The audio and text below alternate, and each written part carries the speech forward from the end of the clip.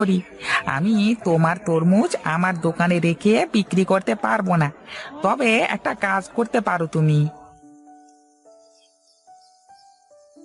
নিয়ে যান তরমুজ নিয়ে যান, এই ভালো ভালো তরমুজ, এই দেখে দেখে নেবেন, ভালো খাবেন, কম দাম কম দাম।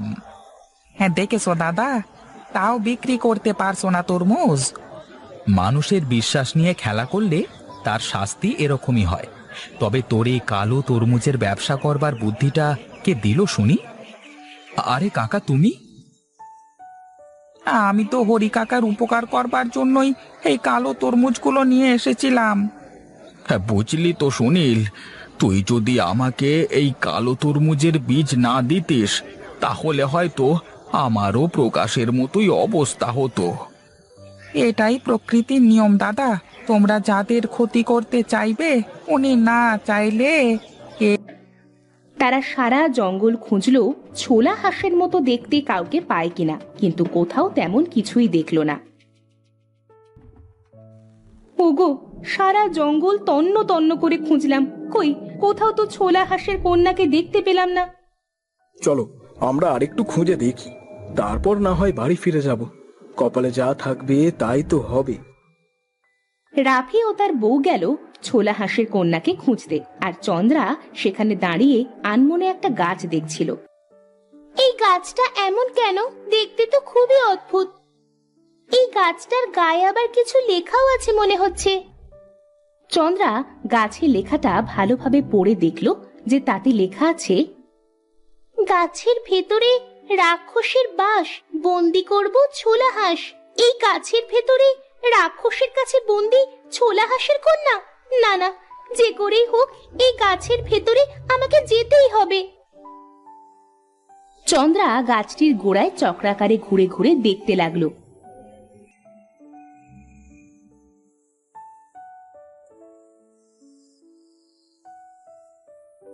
কিন্তু কোনো পাশ দিয়েই গাছের ভিতর যাওয়ার রাস্তা খুঁজে পেল না। হঠাৎ করে চন্দ্রা গাছের ভেতর দিয়ে একটা অদ্ভুত সুন্দর জায়গায় এসে পড়ল। আমি কোথায় এসে পড়লাম? আমি তো গাছ দেখছিলাম, তাহলে এখানে আসলাম কিভাবে?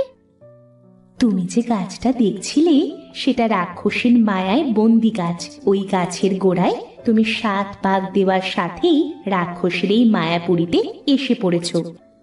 রাক্ষসীর মায়াপুরী? তাহলে আমি এখান থেকে বের হব কিভাবে?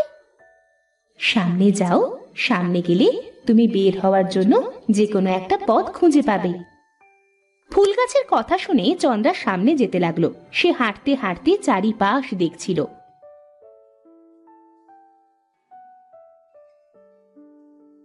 এত সুন্দর জায়গা দেখে যেন তার ঘোর লেগে যাচ্ছে।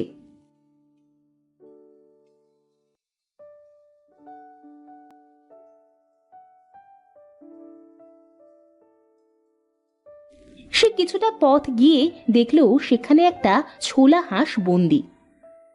ইমা, এ কি? বাবা যে ছোলা হাঁসটা নিয়ে গেছিল এটা তো তারই মতো দেখতে। এই মেয়ে, তুমি কে? এখানে কি করতে এসেছো? মরার খুব ইচ্ছে হয়েছে নাকি? না মানে, আমি কোনো জাদুর মায়ায় মনে হচ্ছে এখানে ভুল করে চলে এসেছি। তবে তুমি কে? তুমি এই খাঁচায় বন্দি কেন? আমি জুলি, ছোলা হাঁসের কন্যা। আমি মানুষের রূপ নিতে পারি, তাই এই রাক্ষসটা আমার কাছ থেকে সেই শক্তিটা নিতে চায়। আমি দিচ্ছি না বলে আমাকে এখানে আটকে রেখেছে। কিন্তু কেন? তোমার কাছ থেকে সেই শক্তি নিয়ে রাক্ষসটা কি করবে? আমার কাছ থেকে যদি সে মানুষ হওয়ার শক্তিটা নিতে পারে তবে সে মানুষ হতে পারবে, আর মানুষের রূপ নিয়ে মানুষ জাতিকে পৃথিবী থেকে ধ্বংস করে দিবে। এবার বুঝতে পেরেছি, চলো আমার সাথে, আমি তোমাকে এখান থেকে মুক্ত করব। রাক্ষসটার আসার সময় হয়েছে, তুমি এখান থেকে পালাও।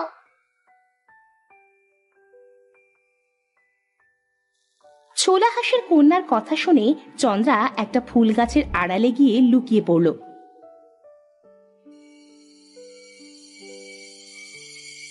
কিছুক্ষণ পরে রাক্ষসরা সেখানে এসে বলল, রাক্ষসের মায়া পড়িতে মানুষের গন্ধ। এই হাঁস, বল আমার এখানে কে এসেছে? আমি কি করে বলবো যে তোর এই রাক্ষসের মায়াপুরীতে কে এসেছে? চোখ থাকলে নিজে খুঁজে নে। বড্ড বেশি কথা হয়েছে তোর। তোর কাছের শক্তিটা আমার দরকার, না হলে এতদিন তোকে আমি ভর্তা বানিয়ে খেতাম। আমিও সেটাই চাই, মেরে ফেল আমাকে, আমি আর বাঁচতে চাই না। তোকে পরে দেখছি। মানুষের কাঁচা রক্তের ঘ্রাণ আসছে আমার নাকি, এটা আগে খুঁজে বার করি। রাক্ষসটা এদিক সেদিক খুঁজতে লাগলো।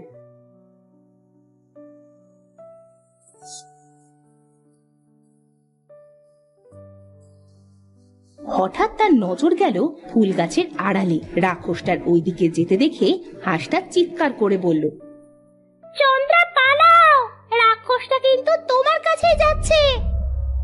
চন্দ্রা সেখান থেকে দৌড়ে পালাতে লাগলো। রাক্ষসটা তার পিছু তাড়া করতে করতে বলল, মানুষের জাত পালিয়ে যাবি কোথায়? আজ তোকে দিয়ে তো আমার একটা ভোজন হয়ে যাবে। রাক্ষস, তুই আমাকে কোনোদিনও ধরতে পারবি না, আর না আমাকে দিয়ে ভোজন করতে পারবি। এ কথা বলে চন্দ্রা যেই দৌড়তে গেল, তখনই চোট খেয়ে সে একটা পাথরের ওপরে পড়ে গেল। তার কপাল কেটে রক্ত ঝরছিল। চন্দ্রা রাক্ষসের দিকে তাকিয়ে দেখলো তার গলায় একটা মোটা সাপ পেঁচানো। এই রাক্ষসের গলায় এত মোটা একটা সাপ কেন? নিশ্চয়ই এর ভেতরে কিছু গড়বড় আছে। তখন চন্দ্রা রাক্ষসের গলায় থাকা সাপের দিকে তাক করে একটা পাথর ছুঁড়ে মারল। এটা তুই কি করলি? আমার প্রাণ বোমরায় পাথর ছুড়লি। মরে গেলাম, বাঁচাও।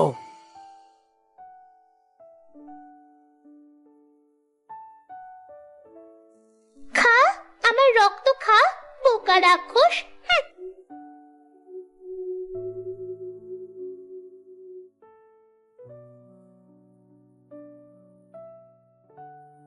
চন্দ্রা ছোলা হাঁসের কন্যার খাঁচার দরজা খুলে দিয়ে বলল, ছোলা হাঁসের কন্যা, এবার তুমি মুক্ত, বেরিয়ে এসো, এই বন্দি খাঁচা থেকে বেরিয়ে এসো।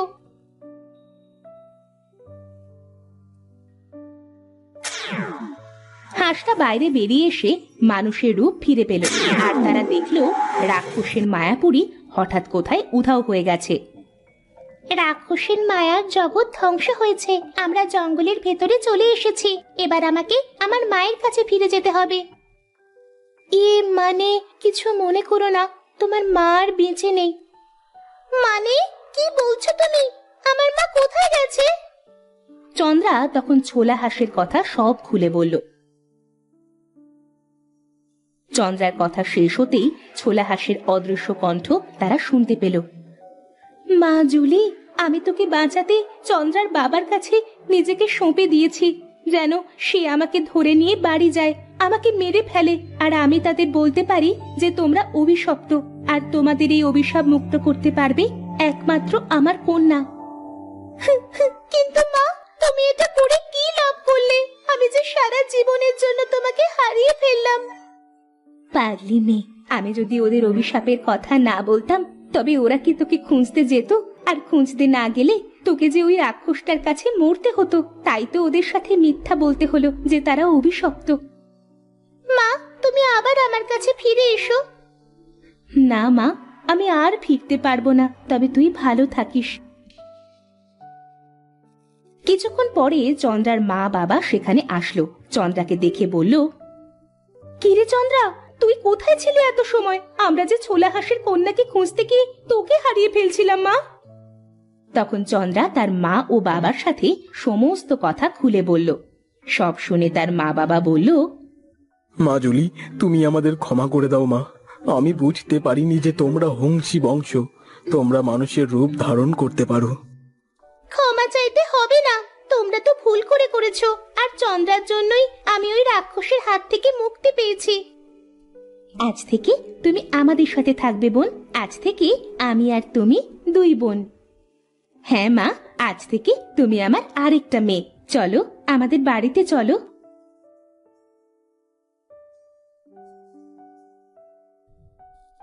এরপর জুলি জঙ্গল ছেড়ে চন্দ্রা ও তার মা বাবার সাথে থাকতে শুরু করলো।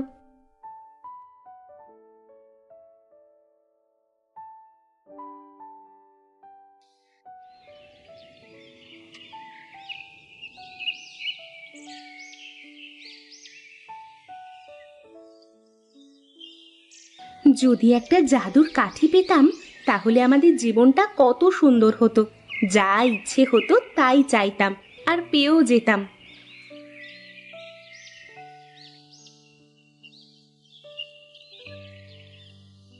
রুমি, আজ আমাদের অনেক কাজ করতে হবে। ফসল ভালো হয়নি, তাই আজ কচুর খেতে যাব। যাতে ফসল বেশি হয় তার জন্য একটু বেশি করে কাজ করতে হবে। আজও একই কাজ, একই কষ্ট, আর পারা যায় না।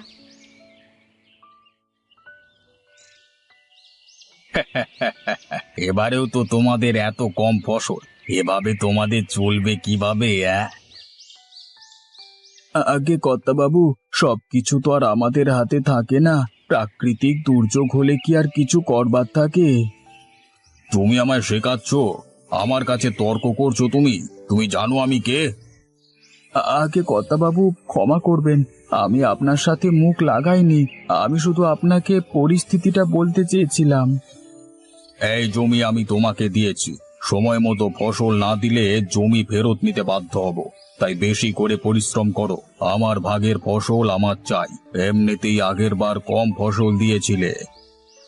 আচ্ছা বাবু, আমি এবারে পুরো চেষ্টা করব আপনাকে যথাযোগ্য ফসলের ভাগ দেওয়ার।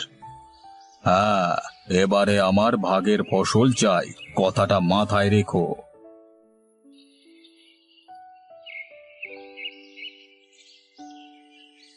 আমাদের কোনো সাহায্য করা তো দূরের কথা, উল্টে জমি কেড়ে নিতে চায়। একে একদিন আমরা যোগ্য জবাব দেব, সেদিন আর কিচ্ছু বলতে পারবে না। লালচাঁদ হলো গ্রামের এক প্রভাবশালী ব্যক্তি। তার বিশাল সম্পত্তি, তার বাপ দাদারা ছিল জমিদার বংশের। সেই প্রভাব এখনো গ্রামে আছে।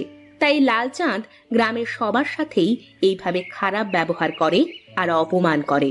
গ্রামবাসীরাও তার ব্যবহারে ক্রুদ্ধ হয়ে আছে, কিন্তু কিছু বলতে পারে না, কারণ তার কাছে টাকা পয়সা আছে। সে চাইলে অনেক কিছু করতে পারে।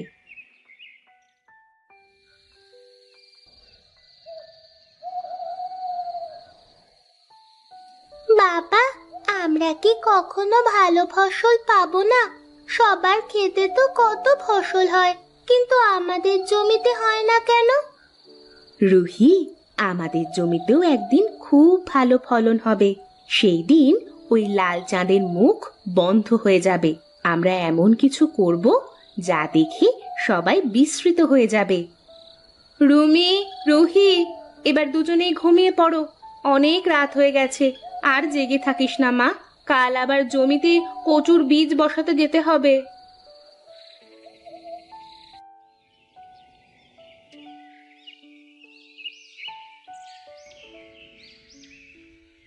রুমি, বেশি টিপে টিপে মাটি চাপা দিবি না, আলগা করে চাপা দিবি, তবেই ভালো ফলন হবে। আচ্ছা বাবা, আমি আলগা করেই মাটি চাপা দিয়ে দেব।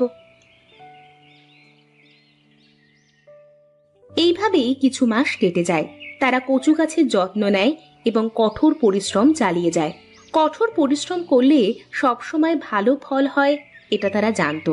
তাই তারা খাওয়া দাওয়া করে সব সময় কঠোরভাবে পরিশ্রম করে যেত নিজেদের জমিতে। কচু গাছগুলো আস্তে আস্তে বেড়ে ওঠে এবং ফলও ধরে।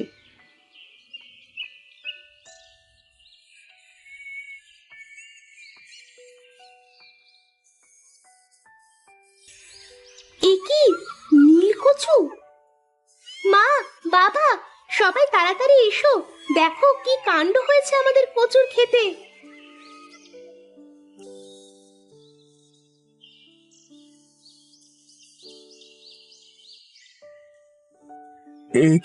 এ কি প্রাকৃতিক বিস্ময়! এরকম নীল রঙের কচু তো আগে কখনো দেখিনি। কি অপরূপ সৌন্দর্য! এইরকম নীল রঙের কচু যে হয় তা আগে জানতাম না তো। বাবা, এটা বাজারে ভালো দামে বিক্রি হবে। এবারে ভগবান আমাদের দিকে চোখ তুলে তাকিয়েছেন। হ্যাঁ রে মা, এবারে সত্যিই ভগবান আমাদের দিকে মুখ তুলে চেয়েছেন। অন্যবার ফসল নষ্ট হয়ে যায়, না হলে ফসল ভালো হয় না। আর এবারে হঠাৎই নীল কচুর চাষ হয়ে গেল।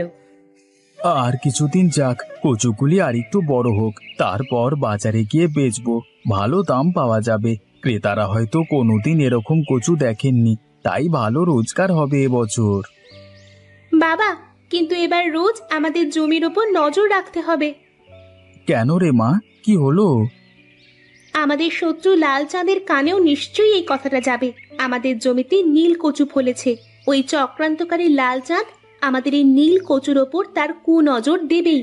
তাই আগে থাকতেই সাবধান হতে হবে আমাদের। হ্যাঁ, রুমি ঠিক বলেছে, আমাদের একটু সাবধানতা অবলম্বন করা উচিত। ওই হতভাগা লাল চাঁদের কুদৃষ্টি আমাদের খেতে পড়বেই। তাই আগে থাকতেই নজর রাখতে হবে আমাদের।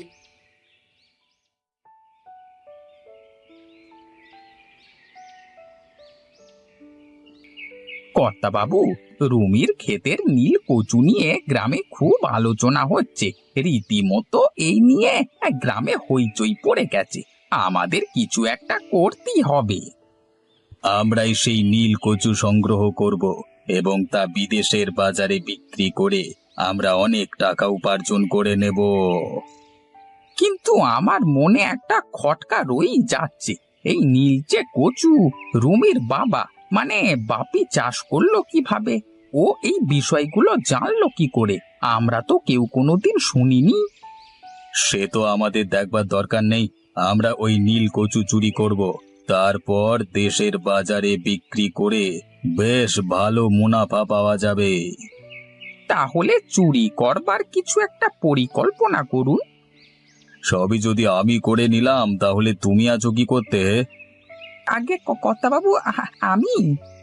হ্যাঁ তুমি, কিছু একটা উপায় বলো আমাকে। তাহলে একটা লোককে ভাড়া করি, যে রাতে আমাদের কথা মতো কচু চুরি করে নিয়ে আসবে। না না, ও কচু নিয়ে পালিয়ে গেলে কি হবে? আজকে রাতে আমি নিজে চুরি করতে যাব। ঠিক যখন সবাই ঘুমিয়ে পড়বে তখন। কাউকে বিশ্বাস করা যাবে না। হ্যাঁ কর্তা বাবু, এটাই ভালো হবে।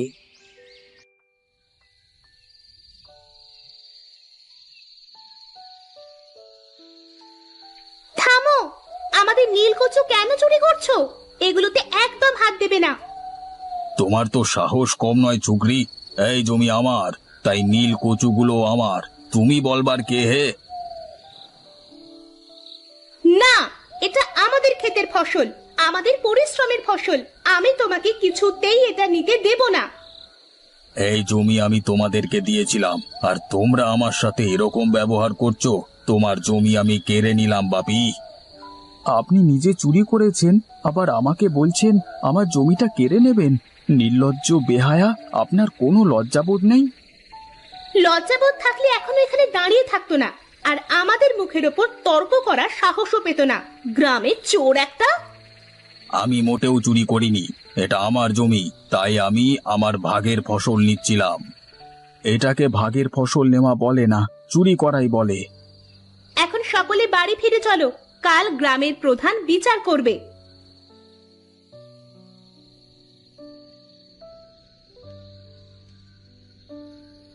রুমি, আমি শুনেছি তোমাদের নীল কচুর কথা। আমরা সবাই তোমার পাশে আছি। জয় তোমাদেরই হবে, ওই চক্রান্তকারী লাল চাঁদের নয়। হ্যাঁ, আজকে গ্রামের প্রধান বিচার করবেন। ওই চক্রান্তকারী লাল চাঁদের শাস্তি হবে। গ্রামের প্রত্যেকটা মানুষ তোমাদের পাশে আছে। এবারের জয় তোমাদের নিশ্চিত। লাল চাঁদের মন মানি চলবে না, চলবে না।